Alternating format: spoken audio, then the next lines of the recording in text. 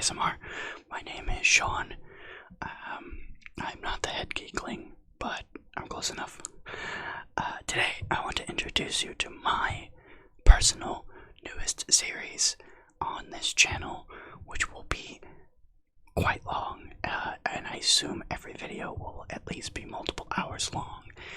Today, I start my personal project of reading the entirety of The Lord of the Rings.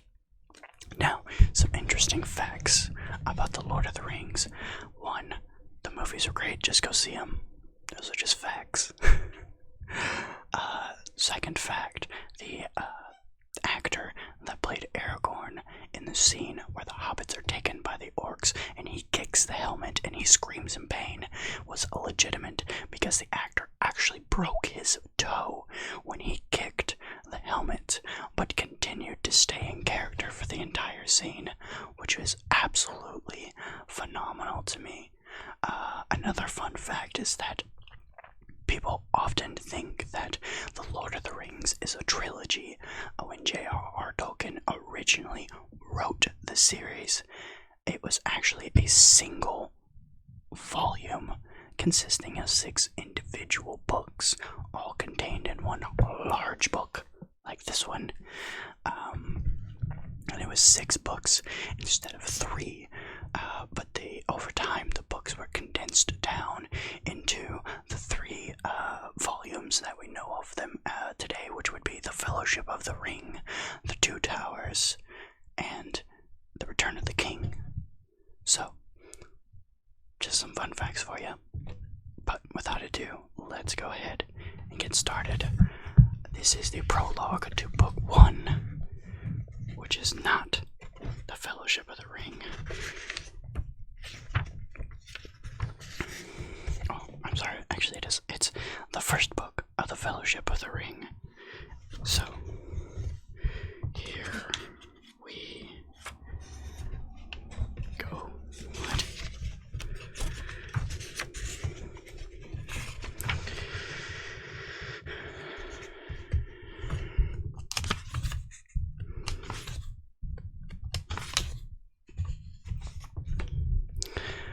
So, without further ado, this is the first book of the Fellowship of the Ring overarching story, which is often published as its own title in modern times. But again, the Lord of the Rings was written as one giant volume with 6 books contained within it. So, here we go. The Fellowship of the Ring. I think the very first page is a neat little map. I don't know why I showed you guys. I just did. Chapter 1. A long-expected party. When Mr. Bilbo Baggins of Bag End announced that he would be shortly celebrating his 11th birthday with a party of special magnificence, there was much talk and excitement in Hobbiton. Bilbo was very rich and very peculiar, and had been the wonder of the Shire for 60 years, ever since his remarkable disappearance and unexpected return. The riches he had brought back from his travels had now become a local legend, and it was properly believed, whatever the old folk might say, that the hill at Bag End was full of tunnels stuffed with treasure. And if that wasn't enough for fame, there was also his prolonged vigor to marvel at. Time wore on, but it seemed to have little effect on Mr. Baggins. At 90, he was as much the same as he was at 50. At 99, they began to call him well-preserved, but unchanged, which would have been nearer the mark. There were some that shook their heads and thought that this was too much of a good thing. It seemed unfair that anyone should possess apparently perpetual youth, as well as reputedly inexhaustible wealth. It will have to be paid for, they said. It isn't natural, and trouble will come of it.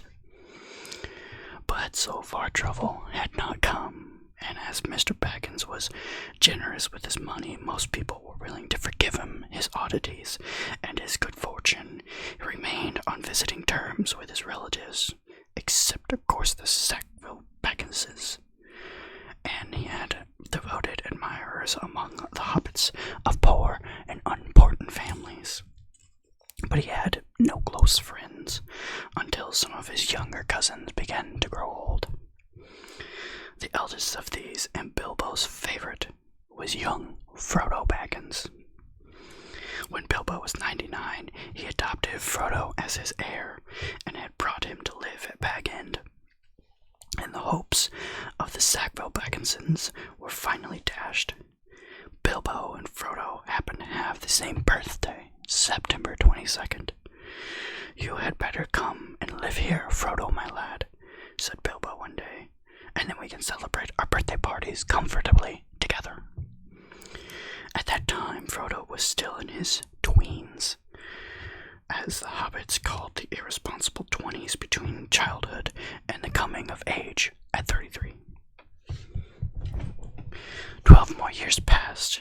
Each year the Bagginsons had given very lively combined birthday parties at Bag End, but now it was understood that something quite exceptional had been planned for that autumn.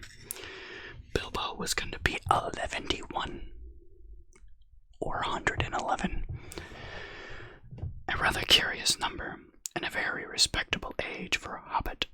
The old Took himself had only reached 130, and Frodo was going to be 33, an important number, the date of his coming to age. Tongues began to wag in Hobbiton and Bywater, and the rumor of the coming event traveled all over the Shire.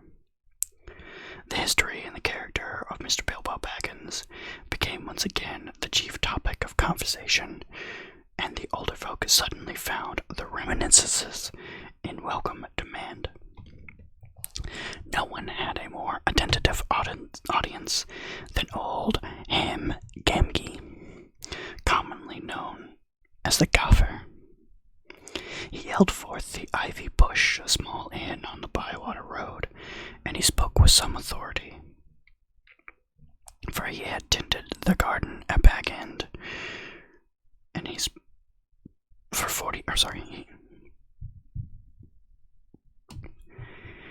had tended the garden at Bag End for 40 years, and had helped old Holman in the same job before that. Now that he himself was growing old and stiff in the joints, the job was mainly carried on by his youngest son, Sam. Both father and son were on very friendly terms with Bilbo and Frodo. They lived on the hill itself, in number 3 Bagshot Row, just below Bag End.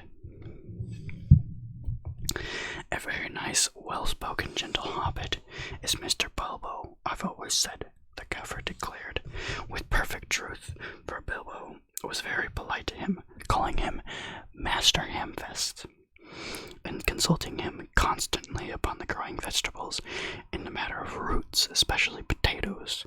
The Gaffer was recognized as the leading authority by all in the neighborhood, including himself. "But what about this Frodo that lives with him?" asked old Nooks of Bywater. "Baggins is his name, but he's more than half a Brady Buck. They say it beats me why any hack Baggins of Hobbiton should go looking for a wife away there in Buckland, where folks are so just odd." "Well, no wonder they're odd," put in Daddy Twofoot, the Gaffer's next-door neighbor, "if they live on the wrong side of the Brandywine River and right again."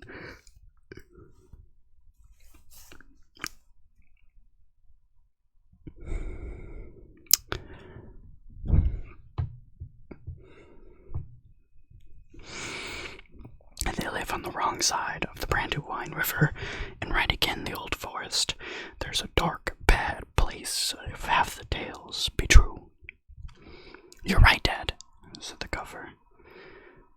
"Not that the Brandy Bucks of Buckland live in the old forest, but they are an odd breed, seemingly. They fool about with boats on that big river, and it just isn't natural for a hobbit. Small wonder that trouble came of it, I say, but be that as it may, Mr. Frodo is as nice a young hobbit as you could wish to meet, very much like Mr. Bilbo, and in more than looks. After all, his father was a Baggins, a decent, respectable hobbit, was Mr. Drogo Baggins. There never was much to tell of him until he drowned. Drowned, said several voices. They had heard this and other darker rumors before, of course, but hobbits have a passion for family history, and they were ready to hear it again. Well, so they say, said the Gaffer. You see, Mr. Drogo, he married poor Romelia Brady Book. She was our Mr. Bilbo's first cousin on her mother's side. Her mother being the youngest of Old Took's daughters, and Mr. Drogo was his second cousin. So Mr. Frodo is his first and second cousin, once removed either way, as the saying is, if you follow me. And Mr. Drogo was staying at Brandy Hill with his father-in-law, old Master Gupperdock. But he often did, as he often did after his marriage, him being partial with his victuals, and old Gupperdock keeping a mighty generous table of food ready. And he went out boating on Lake Brandywine River, and he and his wife drowned. And poor Mr. Frodo, only a child when it happened.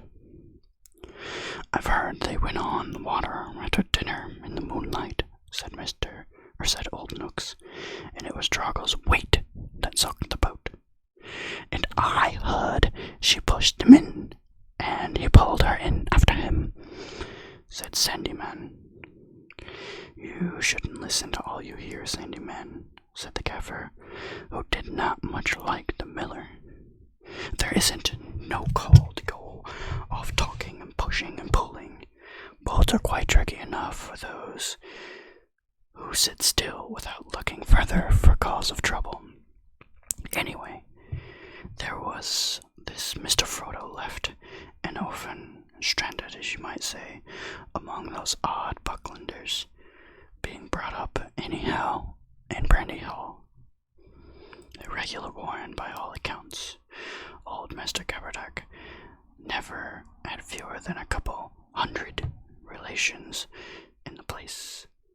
Mr. Bilbo never did a kinder deed than when he brought that lad back to live amongst us decent folk. But I reckon it was a nasty shock for the Sackville Bagginses. They thought that they were going to get back end the time that he went off, and they thought he was dead, and then he comes back and he orders them away. And he goes on living, and living, and living, and still living, and never looking a day older, absolutely bless him. And suddenly he produces an heir, and has all papers made out proper. The Sackville Bagginsons will never see the inside of Baggend now. Or is it to be hoped not? There is a tidy bit of money tucked away up there, I hear tell, said a stranger, a visitor on business. All the top of your hills full of tunnels, packed to the brim, full of chests of gold and silver, and jewels. That's by what I've heard. Then you've heard more than I can speak to, answered the Gopher. I know nothing about jewels. Mr. Bilbo is free with his money, and there seems no lack of it, but I know no tunnel making. I saw Mr. Bilbo once he came back, matter of, maybe 60 years ago, when I was a lad, just a wee young lad. I had not long come pretense to old Holman, him being my dad's cousin, but he had me up at back end helping him to keep folks from trampling and trespassing all over the garden while the sale was on. In the middle of it all, Mr. Bilbo comes up to the hill with a pony and some mighty big bag. of chests. I don't doubt that they were mostly full of treasure that he had picked up on his travels. Whether it be mountains of gold, they say. But there wasn't enough to fill tunnels by any means. But my lad Sam will know more about that. He's in and out of Bag End. Crazy stories of the old days he is, and he listens to all of Mr. Bilbo's tales. Mr. Bilbo has learned him his letters, meaning no harm, mark you, and I will hope no harm come of him. Elves and dragons, I says to him, cabbages and potatoes are better for me and you. Don't go mixing up in the business of yours betters, and you'll land in trouble too big for you, I says to him, and I might say it to others, he added, as he looked at the stranger. But the Gaffer did not convince his audience. The legend of Bilbo's wealth was now too firmly fixed in the minds of the younger generation of hobbits. But he has likely enough been adding to that what he brought it first, argued the miller, voicing common opinion. He's often away from home. He's often away at home. And look at the outlandish folk that visit him, dwarves coming at night, and the old wandering conjurer Gandalf, and all. You can see what you like, Gaffer, but Bag End's a weird place, and its folks are weirder. And you can say what you like about what you know no more than you do of boating, Mr. Sandyman. If that's being odd, then we could all do with a little bit more oddness in these parts. There's some not far away that wouldn't offer a pint of beer to a friend if they lived in the same hole within its golden walls. But they do things proper at Bag End. Our Sam says that everyone's going to be invited to the party, and there's going to be presents for everyone. This very month, that is. That very month was September, and as fine as you could ask. A day or two later, a rumor, probably started by the knowledgeable Sam, was spread about where there were going to be fireworks. Fireworks! What is more? Fireworks and more, such as not had been seen in the Shire for nigh a century, not indeed since the old Took died. Days passed, and the day drew near.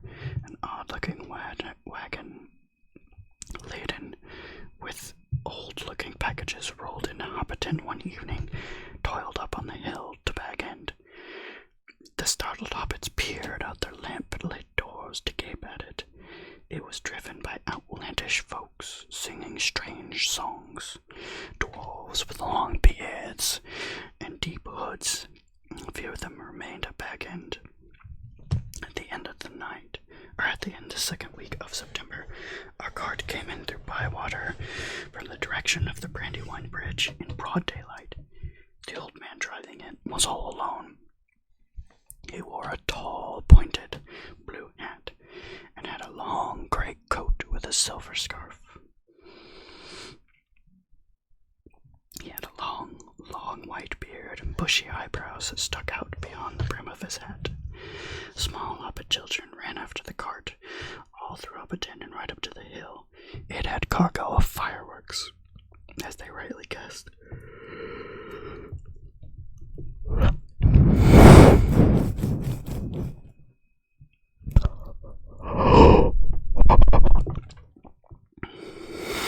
At Bilbo's front door, the old man began to unload. There were great bundles of fireworks of all sorts, which were labeled a large red G in the elfin rune. There's a picture. That was Gandalf's mark, of course, and the old man was Gandalf the Wizard, whose fame in the Shire was mainly due to his skill with fire, smoke, and lights.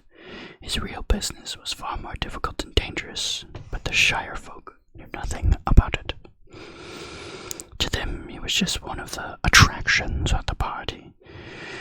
Hence the excitement of the Hobbit children. "Cheers for Grant," they shouted, and the old man smiled. They knew him by sight, though he only appeared in Hobbiton occasionally and never stopped for very long. But neither they nor any of the eldest elders had seen one of his firework displays. They now belonged to the legendary past. When the old man, helped by Bilbo and some dwarves, had finished unloading, Bilbo gave a few pennies away, but not a single squib or cracker was forthcoming, to the disappointment of the onlookers. "Run away now," said Gandalf. "You will get plenty when the time comes." And then he disappeared with Bilbo, and the door shut. The young hobbits stared at the door in vain for a while, then made off, feeling like the day of the party would just simply never come. Inside Bag End, Bilbo and Gandalf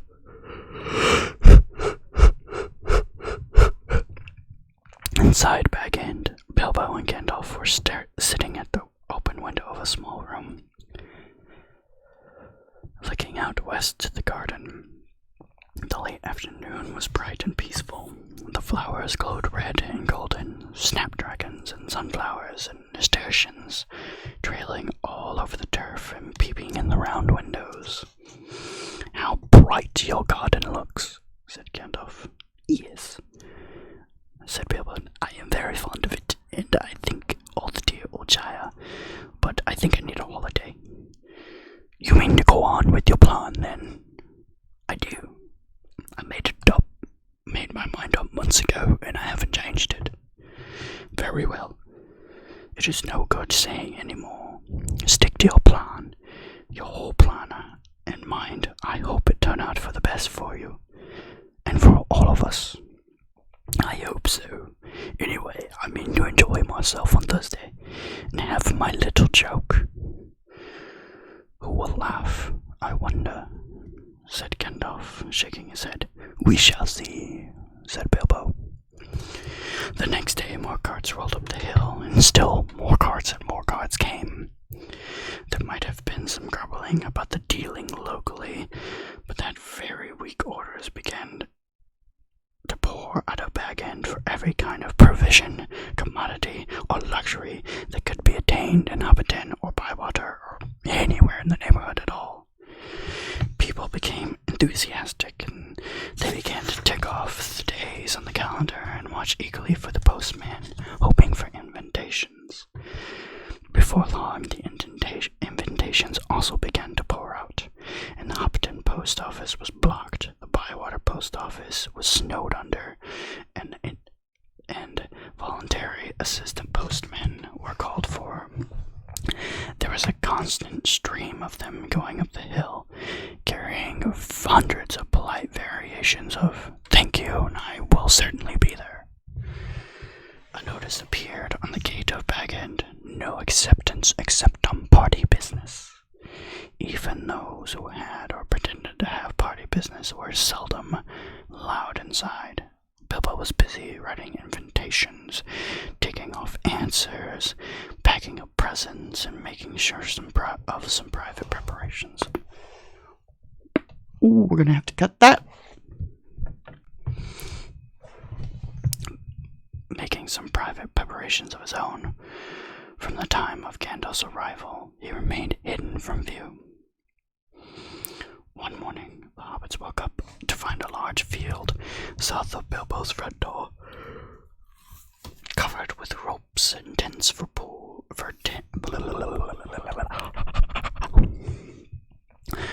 One morning, the hobbits awoke to find the large field south of Bilbo's front door covered with ropes and poles for tents and pavilions. A strange entrance was cut into the bank leading to the road, and wide steps and a large white gate were built there. The three hobbit families of Bagshot Row, adjoining the field, were intensely interested and generally envied. Old Gaffer stopped even pretending to work in his garden. The tents began to go up. There was a sudden large pavilion so big that the tree that grew in the field was was inside it, and it stood proudly near one end at the head of the chief table. Lanterns were hung on all its branches, more promising to the hobbit's mind. An enormous open-air kitchen was erected in the north corner of the field. A drought of cooks from every inn and eating house for miles and around arrived to supplement the dwarves and other old folk that were quartered at back end. Excitement rose to its height when the weather clouded over.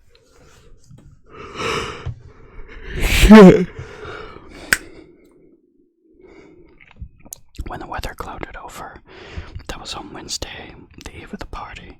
Anxiety was intense. Then Thursday, September the 22nd.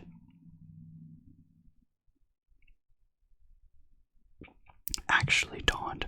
The sun got up, the clouds vanished, flags were unfurled, and the fun began.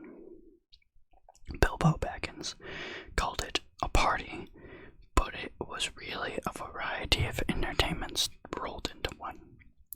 Practically everybody living near was invited. Very few were overlooked by accident, but they turned up all the same. That did not were even a few from outside. That simply just didn't matter. Many people from other parts of the Shire were also asked, and there were even a few from outside the borders. Bilbo met the guests and additions with the new White Gate in person. He gave away presents and sundry, and the later were those who went out again the back way and came back in through the gate. Hobbits give presents to other people on their own birthdays, not very expensive ones as a rule, not so lavishly as this on this occasion, but it was not a bad system. Actually, in Hobbiton and Bywater, every day in the year it was someone's birthday, so that every hobbit in those parts had a fair chance of at least one present, at least once a week, but they never got tired of them. On this occasion, the presents were unusually good. The hobbit children were so excited that for a while they forgot about eating. There were toys of like much many had never seen, all beautiful, and some very obviously magical. Many of them had indeed been ordered a year before, and had come all the way from the mountain and from Dale, and were of real dwarven make. When every guest had been welcomed and was finally inside the gate, there were songs and dances and music and games and, of course, food and drink. There were 3 official meals: lunch, tea, and then dinner. But lunch and tea were marked chiefly by the fact that all of those times were marked chiefly by the fact that at those times all the guests were sitting down and eating together. At other times there were merely lots of people eating and drinking continuously from 11s until 6:30, when the fireworks started. The fireworks were by Gandalf.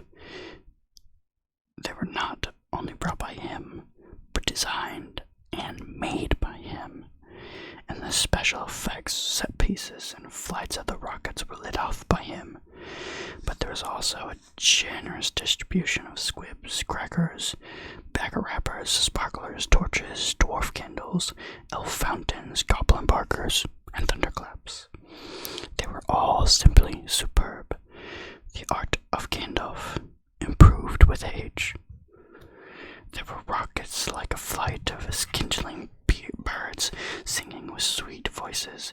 There were green trees with trunks of dark smoke, their leaves opened like a whole spring unfolding in a moment, and their shining branches dropped glowing flowers down upon the astonished hobbits, disappearing with a sweet scent just before they touched their upturned faces.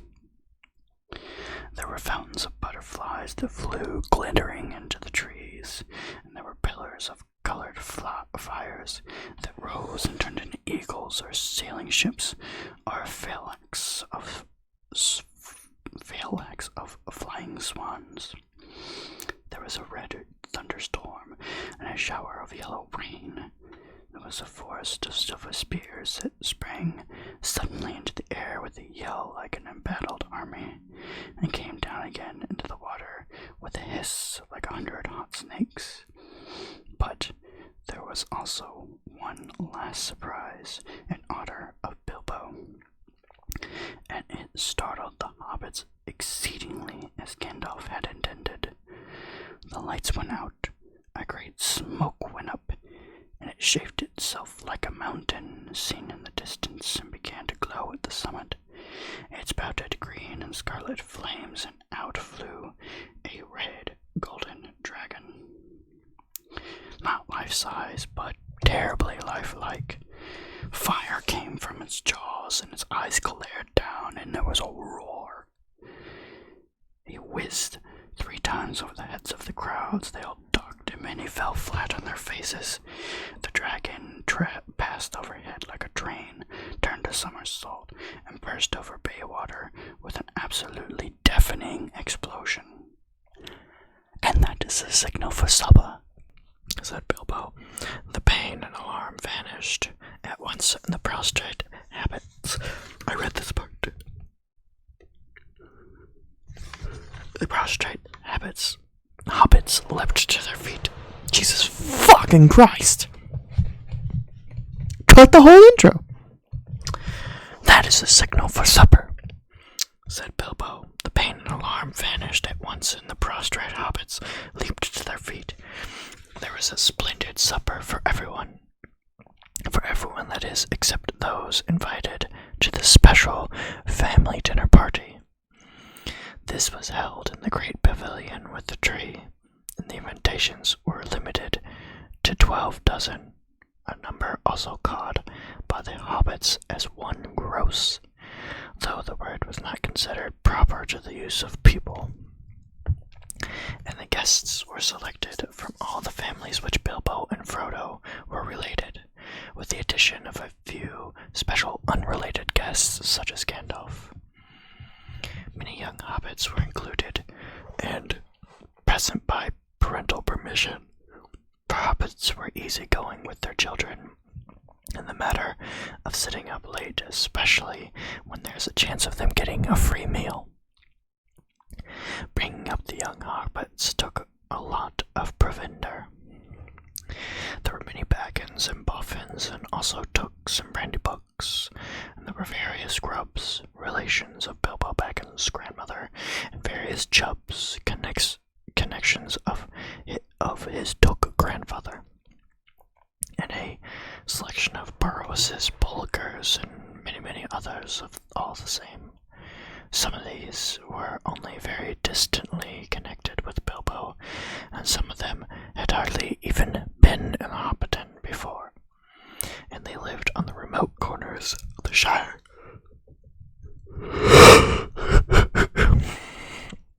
The Sackville Bagginses were not forgotten, although and his wife Lobelia were present. They disliked Bilbo and detested Frodo, but so magnificent was the invitation card, written in golden ink, that they felt it was impossible to refuse.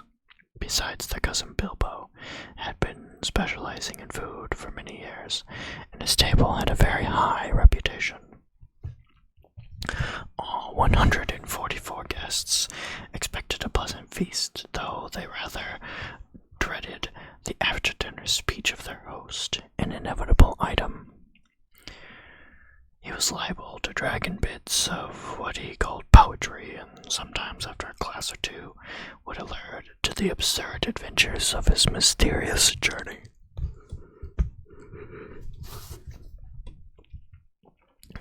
The guests were not disappointed. It was a very pleasant feast. In fact, an engrossing environment, rich, abundant, varied, and prolonged. The purchase of provisions fell almost to nothing throughout the district in the ensuing weeks, but as Bilbo's catering had depleted the stocks of most stores, cellars, and warehouses for miles around, that did not matter much. After the feast, more or less, came the speech. Most of the company were, however, now in a tolerant mood, at that delightful stage which they called filling up the corners. They were sipping their favorite drinks and nibbling at their favorite dainties, and their fears were forgotten. They were prepared to listen to anything and to cheer at full stop. "My dear people," Bilbo began, raising in his place. "Yeah, yeah, yeah," they shouted, and kept on repeating it in chorus, seeming reluctant to follow their own advice.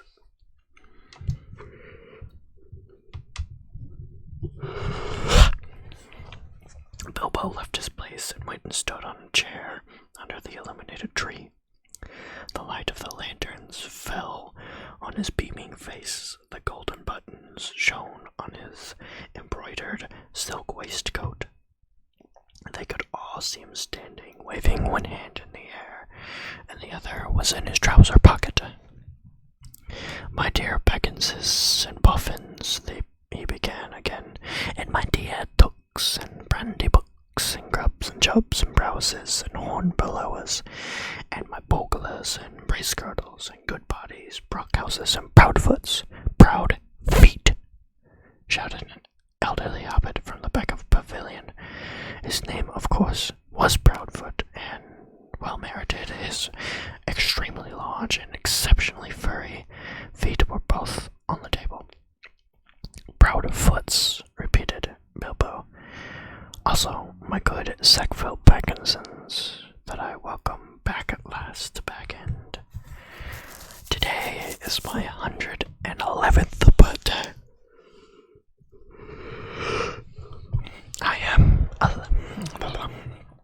Today is my 111th birthday. Today I am 11-1. Hooray, hooray, many happy returns," they shouted. They hammered joyously on the tables. Bilbo was doing splendidly. This was the sort of stuff they liked. Short and obvious. "I hope you all are enjoying yourselves as much as I am." Deafening cheers, cries of yes, noises of trumpets and horns, pipes and flutes, and other musical instruments. There were, as has been said, many young hobbits present. Hundreds of musical crackers had been pulled. Most of them bore the mark Dale on them, which did not convey much to most of the hobbits, but they all agreed they were marvelous crackers. They contained instruments small, but of perfect make, and enchanting tones. Indeed, in one corner of the young Tooks and Brady Books,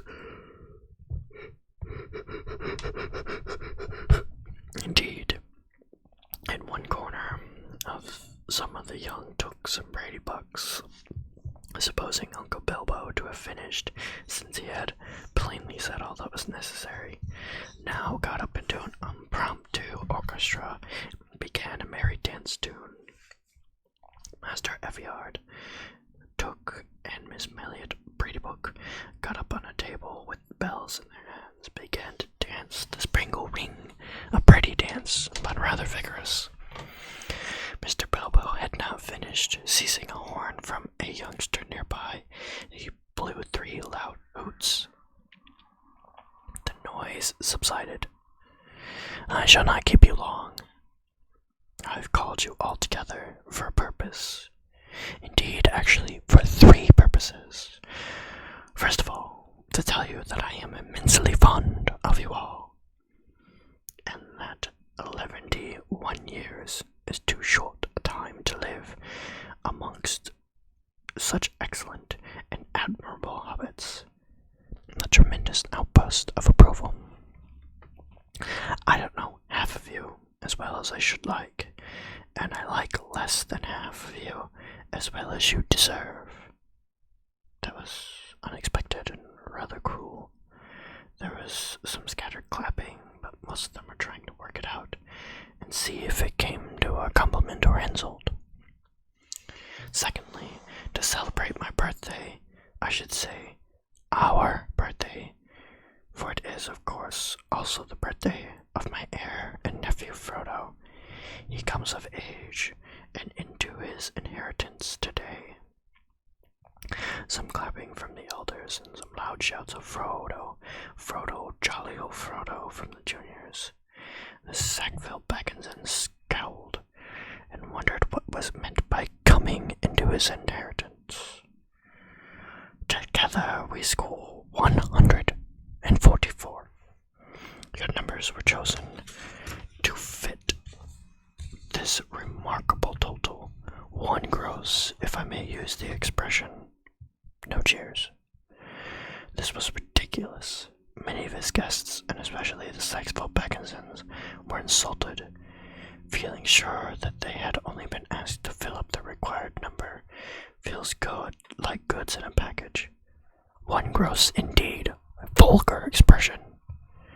It is also, if it may be allowed to refer to ancient history, the anniversary of my arrival by barrow at Esgaroth in the Long Lake, though the fact that it was my birthday slipped my mind on that occasion.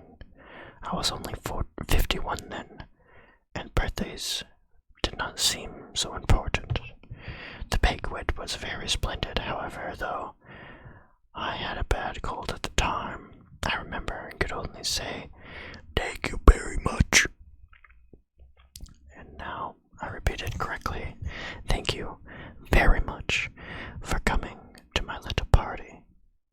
Abstinent silence. They all feared that a song or some poetry was now imminent, and they were growing bored. Why couldn't he just simply stop talking and let them drink to his health? But Bilbo did not sing nor recite. He paused for a moment. "Third, and finally," he said, "I wish to make an announcement." He spoke the last word so loudly and suddenly that everyone sat up, at least those that still could. "I regret to announce, though as I said, 11 years is too far short a time to spend among you, that this is the end. I am going. I am leaving. Right now, goodbye." He stepped down and vanished. There was a blinding flash of light, and all the guests blinked. When they opened their eyes, Bilbo was nowhere to be seen. 144 flabbergasted hobbits sat back speechless. Old Otto Proudfoot removed his feet from the table and stamped. Then there was dead silence, until suddenly, after several deep breaths, every hobbit began to talk at once. It was generally agreed that the joke was in very bad taste and more food and drink were needed to cure the guests of any shock and annoyance. "He's mad, I always said so," was probably the most popular comment. Even the Tooks thought Bilbo's behavior was absurd. For the moment, most of them took it for granted that his disappearance was nothing more than a ridiculous prank. But old Rory Brandybuck was not sure. Neither age nor an enormous dinner had clouded his wits, and he said to his daughter-in-law, Esmeralda, "There's something fishy in this, my dear. I believe the Mad Beckons is off again. Silly old fool. But why? He hasn't taken the victuals with him." He called loudly to Frodo to send the wine round again. Frodo was the only one present who said nothing. For some time he simply sat silent beside Bilbo's empty chair, ignored all remarks and questions. He had enjoyed the joke, of course, even though he had been in the know.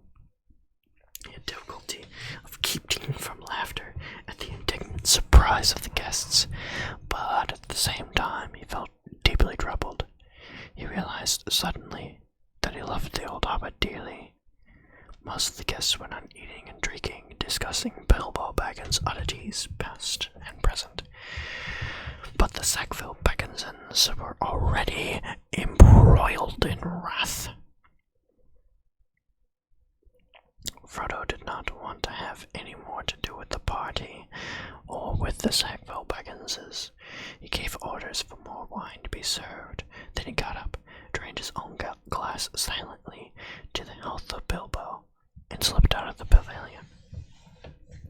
As for Bilbo Baggins, even while he was making his speech, he had been fingering the gold ring in his pocket. His magic ring that he had kept secret over so many years. As he stepped down, he slipped it on his finger, and he was never seen by any hobbit in Hobbiton again. He walked briskly back to his hole and stood there for a moment, listening with a smile at the din of the pavilion, to the sounds of merrymaking in other parts of the field. Then he went in, took off his party clothes, folded up and wrapped in tissue paper his embroidered silk waistcoat, and put it away. Then he put on some old untidy garments, fastened around his waist a worn leather belt. On it he hung a short sword and a battered black leather scabbard. I know what that sword is. From a large drawer, smelling of mothballs, he took out an old cloak and hood. They had been locked up as if they were very precious, but they were so patched and weather-stained that their original color could hardly have been guessed. It may have been dark green. They were rather too large for him. Then he went into his study from a large strong box, took out a bundle wrapped in old clothes and a leather-bound manuscript, and a large bulky envelope. The book and the bundle he stuffed into the top of a heavy bag that was standing there, already nearly full. Into the envelope he slipped his ring and its fine chain, and then sealed it and addressed it to Frodo. At first he put it on the mantelpiece, but suddenly he removed it and stuffed it back in his pocket. At that moment the door opened and Gandalf came in quickly. "Hello," said Bilbo. "I wondered if you would turn up." "I'm glad to find you visible," said the wizard, sitting down in a chair. "I wanted to catch you and have a few words. I suppose you feel that everything has gone off splendidly and according to plan." "Yes, I do," said Bilbo. "Though the flash was surprising, it quite startled me, and let alone the others. A little addition of your own, I suppose." "It was. You have wisely kept that ring secret all these years, and it seemed to me necessary to give your guests something else that would explain your sudden vanishment. And it would spoil my joke. They are interfering old busybody, but I expect you know best, as per usual." "I do. When I know absolutely anything, I do. But I don't feel so sure about this whole affair. It has come to the final point.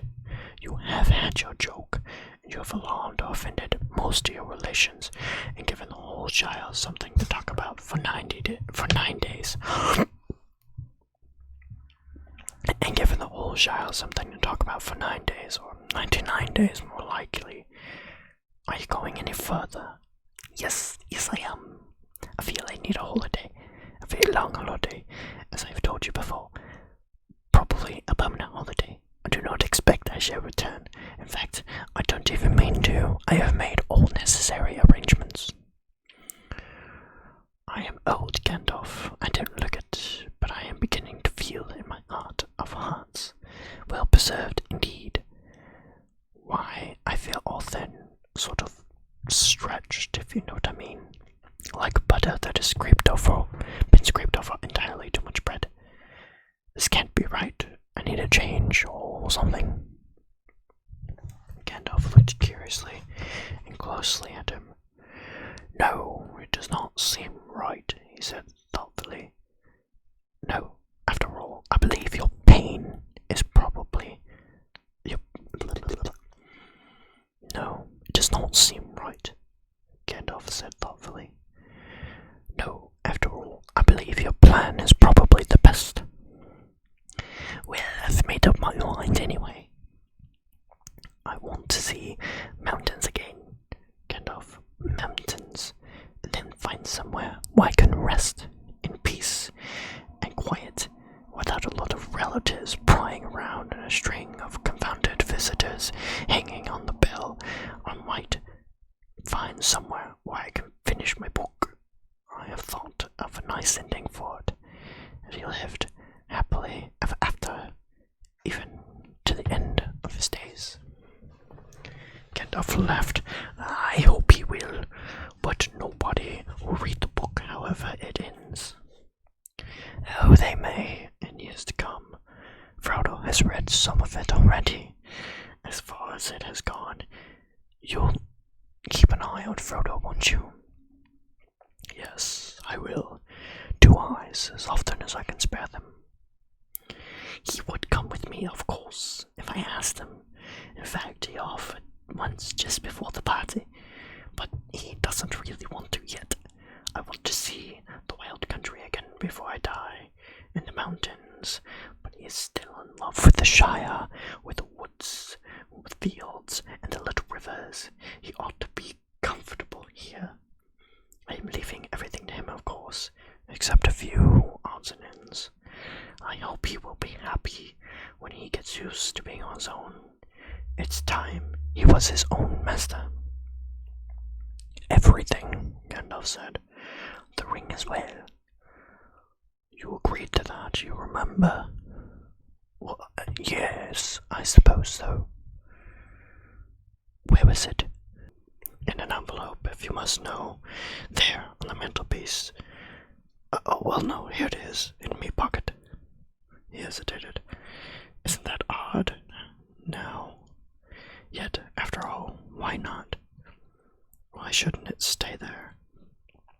Gandalf looked again very hard at Bilbo, and there was a gleam in his eyes.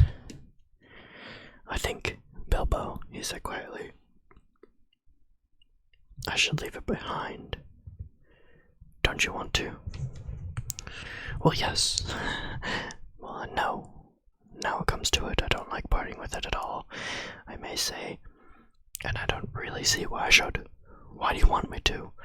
He asked, and a curious change came over his voice, sharp with suspicion and annoyance. You're always bothering me about my ring, but you have never bothered me about the other things that I got on my journey. No, but I had to badger you. I wanted the truth. It was important. Magic rings are, well, magical. They are rare and curious. I should like to know where it is. Oh, I was professionally interested in your ring, you may say, and I still am.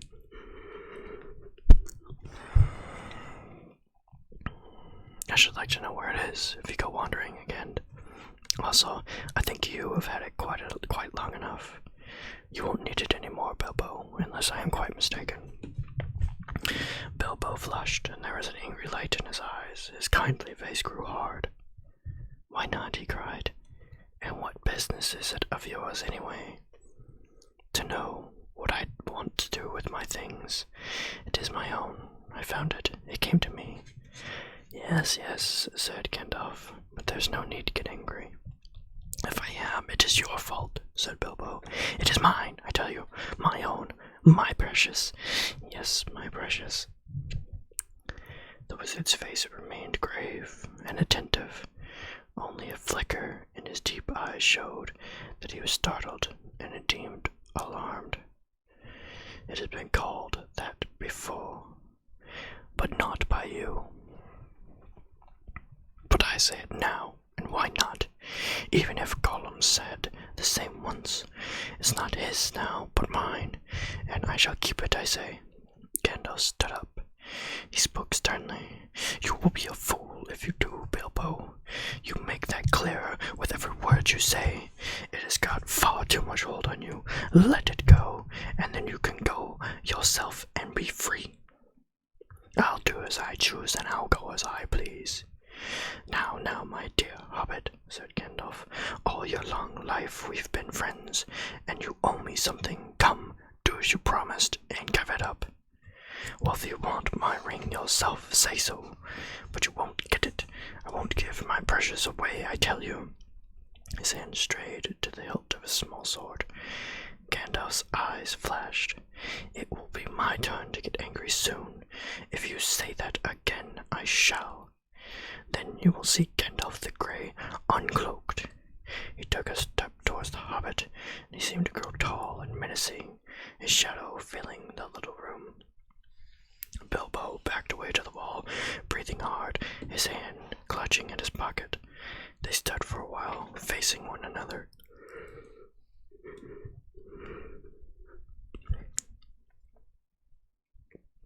The air of the room tingled. Gandalf's eyes remained bent on the hobbit.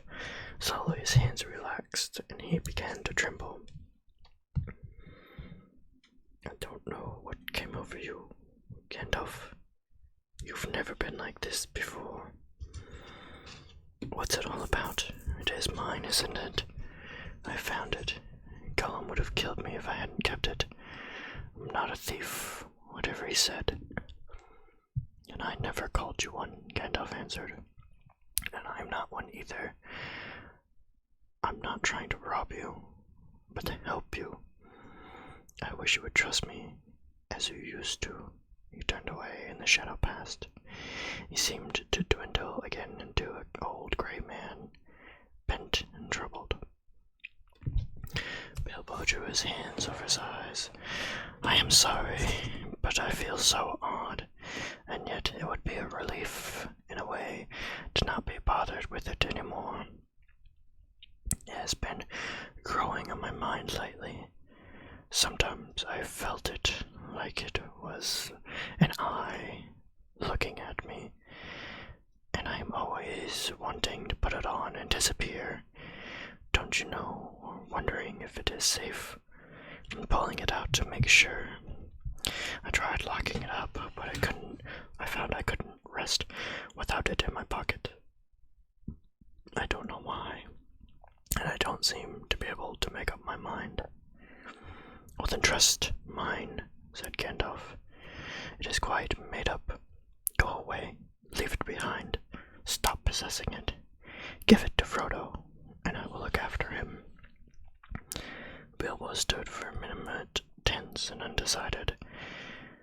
Presently he sighed. All right, he said with an effort.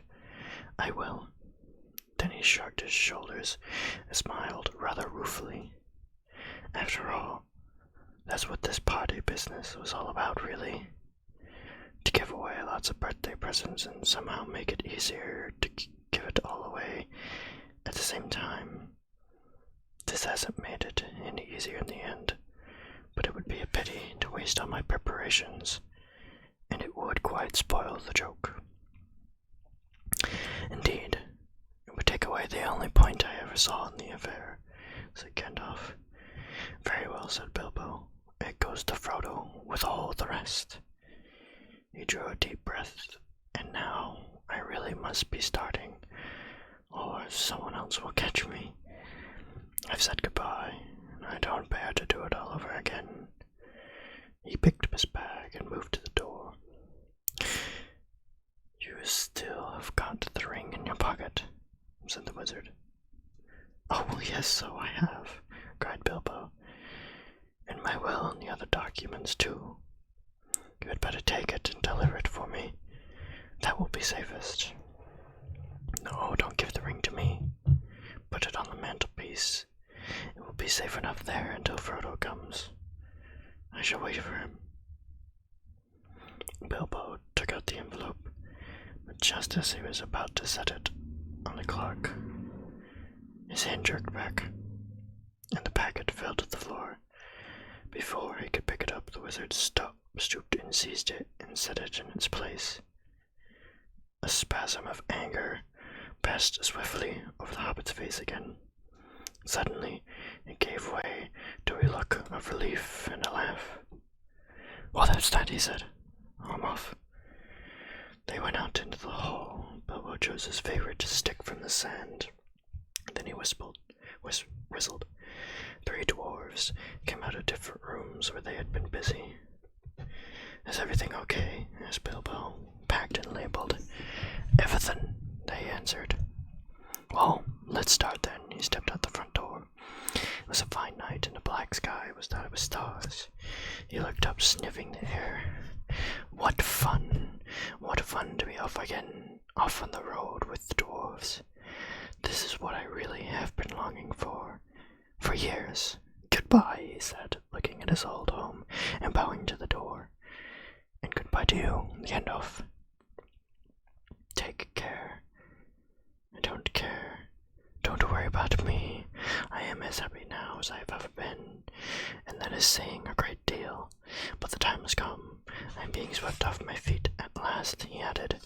Then in a low voice, as if to himself, he sang in the dark. "The road goes ever on and on, down from the door where it began. Now far ahead the road has gone, and I must follow if I can, pursuing it with eager feet until it joins some larger way, where many paths and errands meet, and whither then I cannot say." He paused, silent for a moment.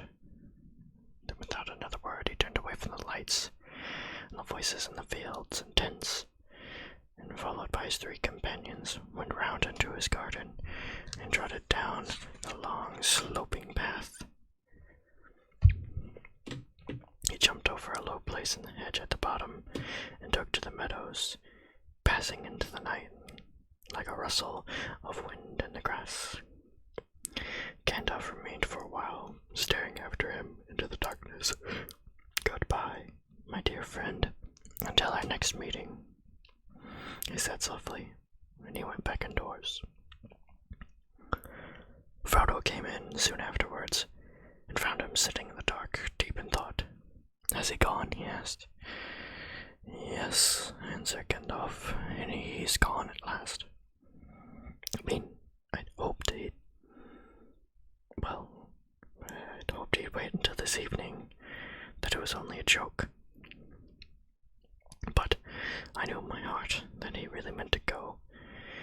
He always used to joke about serious things. I wish I'd come back sooner, just to see him off. I really think he'd be far slipping off quietly in the end," said Gandalf.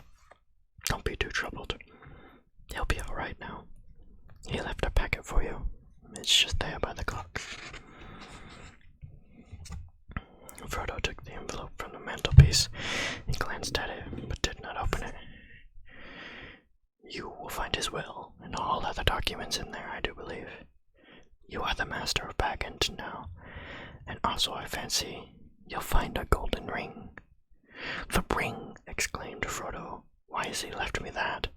I wonder why. Still, it may be useful." "It may, and it may not," said Gandalf. "I should not make use of it, if I were you, but keep it secret, and keep it safe. And I'm off to bed." As master of Bag End, Frodo felt it his painful duty to say goodbye to the guests. Murmurs of strange events had now spread all over the field.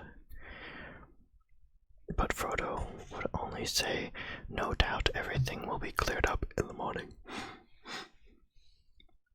About midnight, carriages came for the important folk. One by one they rolled away, filled with full but unsatisfied hobbits. Gardeners came by arrangement and removed in wheelbarrows those that had inadvertently remained behind. Night slowly passed, the sun rose, the hobbits rather later. Morning went on, People came and began by orders to clear away the pavilions, and the tables and chairs and spoons and knives and bottles and plates and lanterns, and the flowering shrubs and boxes, crumbs, cracked paper, the forgotten bags and gloves. Then a number of people came without orders, Bagginses, Puffins, and Bulgars, and Tooks, and other guests that lived or were staying near. By midday, when even the best fed were out and about again, there was a large crowd of Bag-End, uninvited, but not unexpected. Frodo was waiting on the step, smiling, but looking rather tired and worried. He welcomed all the callers, but he had not much more to say than before. His reply to all inquiries was simply this: Mr. Bilbo Baggins has gone away, and as far as I know, for good. Some of his visitors he invited to come inside as Bilbo left messages for them. Bilbo's residence had gotten rather cluttered up with things in the course of his long life. It was a tendency of hobbit holes to get all cluttered up, for which the custom of giving so many birthday presents was largely responsible. Not, of course, that the birthday presents were always new.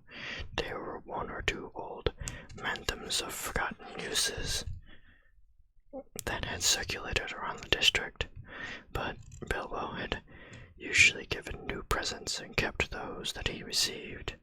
The old hole was now being cleared little by little.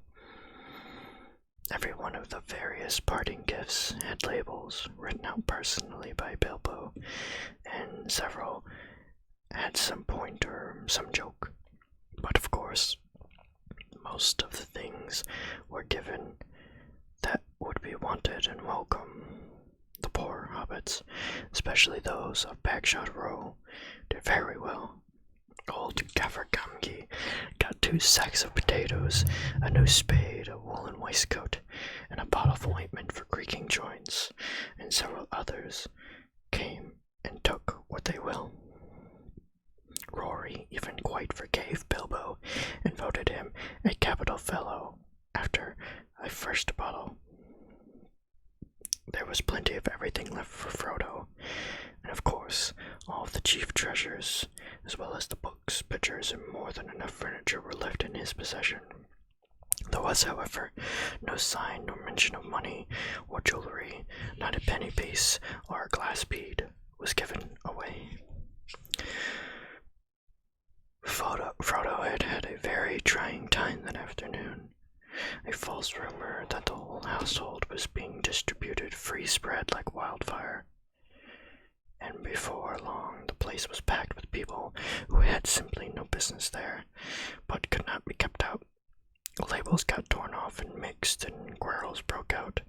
Some people tried to do swaps and deals in the hall. Others tried to make off with minor items not addressed to them, or with anything that seemed unwanted or unwatched. The road to the gate was blocked with barrels and handcarts. In the middle of the commotion, the Sackville Bagginses arrived. Frodo had retired for a while and left his friend Merry Brandybook to keep an eye on things. When Othello loudly demanded to see Frodo, Merry bowed politely. "He is indisposed," he said. "He is resting." "Hiding, you mean," said Lobelia. "Anyway, we want to see him, and we mean to see him now. Just go tell him." Merry left them a long while in the hall, and they had to discover their parting gift of spoons. It did not improve their tempers. Eventually they were shown into the study. Frodo was sitting at a table with a lot of papers in front of him. He looked quite indisposed, especially to see the Sackville Bagginsons at any rate, and he stood up fidgeting with something in his pocket. But he spoke quite politely.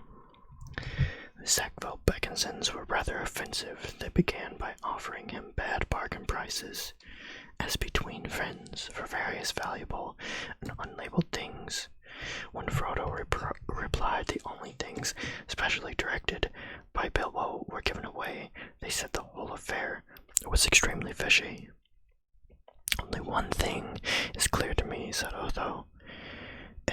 is that you are doing exceedingly well out of it. I insist on seeing the will." Otho, who would have been Bilbo's heir, except for the adoption of Frodo, he read the will carefully and snorted. It was, unfortunately, very clear and correct, according to the legal custom of hobbits, which demand, among other things, 7 signatures of witnesses in red ink. "Foiled again," he said to his wife, "after waiting nearly 60 years. Spoons. That's all we get. Fiddlesticks." He snapped his fingers under Frodo's nose and stumped off, but Lobelia was not so easily got rid of. A little later, Frodo came out of the study to see how things were going, and found her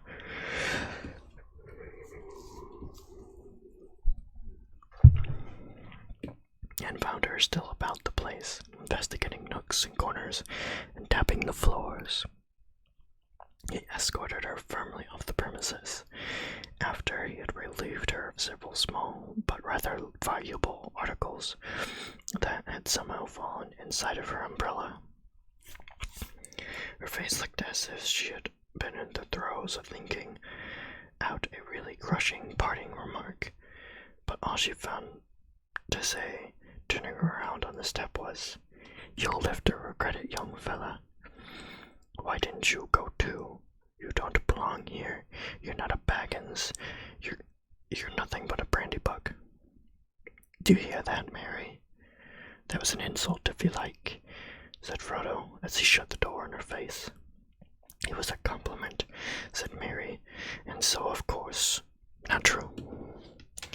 Then they went around the wall and evicted 3 young hobbits, 2 boffins and a bulgar, who were knocking holes into the walls of one of the cellars. Frodo also had a tussle with the young Sancho, who had begun an excavation in the larger pantry, where he thought there was an echo. The legend of Bilbo's gold excited both curiosity and hope, for legendary gold is, as everyone knows, anyone's for the finding, unless the search is interrupted. He overcame Sancho and shoved him out the door. Frodo collapsed onto a chair in the hall. "It is time to close the shop, Mary. Lock the door and don't open to anyone today, not even if they bring a battering ram." He then went to revive himself with a very belated cup of tea. He had hardly sat down for half a second when there came a soft knock at the front door. Lobelia, most likely, he thought. She must have thought of something really nasty to say and have come back to say it. "I can wait." He went on with his tea. The knock was repeated, but much louder. He pretended to take no notice. Suddenly, the wizard's head appeared at the window. "If you don't let me in, Frodo, I shall blow your door right down your hole and go out through the hill." "My dear Gandalf, half a minute," cried Frodo, running out of the room to the door. Come in. I thought you were Lobelia." "Then I forgive you. But I saw her some time ago, driving a pony trap towards Bywater, with a face that could curdle new milk."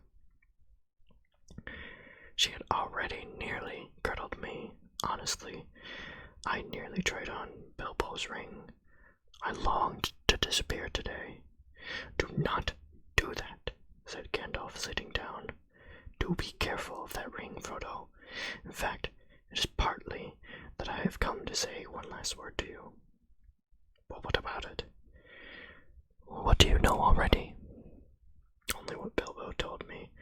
I heard his story, how he found it, and how he used it on his journey, of course." "Which story, I wonder?" said Gandalf. "Oh, not what he told the dwarves and put in his book. He told me the true story after I came to live here. He said you had pestered him till he told you, so I had better no secrets between us, Frodo," he said. "But they are not to go any further. It's mine, anyway." Well, that's interesting, said Gandalf. Well, what did you think of it all? If you mean inventing all that about the present, well, I thought the true story to be much more likely, and I couldn't see the point of altering it at all. It's very unlike Bilbo to do so anyway, and I thought it rather odd. So did I. But many odd things may happen to people that have such treasures. Or, if they use them, let it be a warning to you to be very careful with it. It may have other powers than just making you vanish when you wish to. I don't understand, said Frodo. And neither do I, answered the wizard. I've merely begun to wonder about the ring, especially since last night.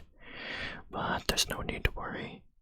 If you take my advice, and you use it very seldom, or preferably not at all, at least I beg you not to use it in any way that would cause talk or rouse suspicion. I say again, keep it safe and keep it secret.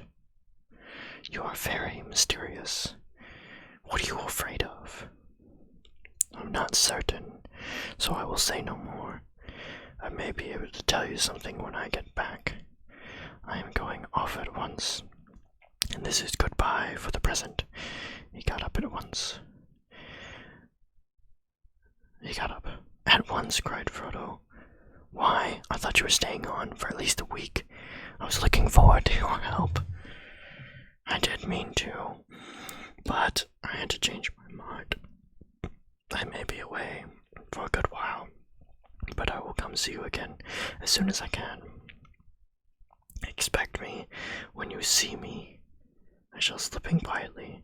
I shan't often be visiting the Shire openly again. I find that I have become rather unpopular. They say I am a nuisance and a disturber of the peace.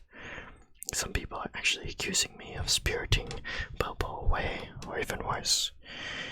If you want to know, there's supposed to be a plot between you and me to get a hold of his wealth. Some people, explained Frodo. You mean Otho and Loplia? How abominable. I would give them Baggage and everything else if I could get Bilbo back and off tramping in the country with them. I love the Shire, but I begin to wish somehow that I had gone too. I wonder if I shall ever see him again. So do I, said Gandalf, and I wonder many other things. But goodbye for now. Take care of yourself. Look out for me, especially at unlikely times. Goodbye. Frodo saw him at the door. He gave a final wave of his hand and walked off at a surprising pace. But Frodo thought the old wizard looked unusually bent, almost as if he was carrying a great weight. The evening was closing in, and his cloaked figure quickly vanished into the twilight. Frodo did not see him again for a very long time. And that was chapter 1. So, leave a comment down below if this is something you guys want to see more of. I am fully dedicated to reading all 3 of the books in this trilogy. It is over 1,000 pages of reading, so it could be a very long series. So, again, leave a comment below with what you guys think, and I will see you guys in the next one.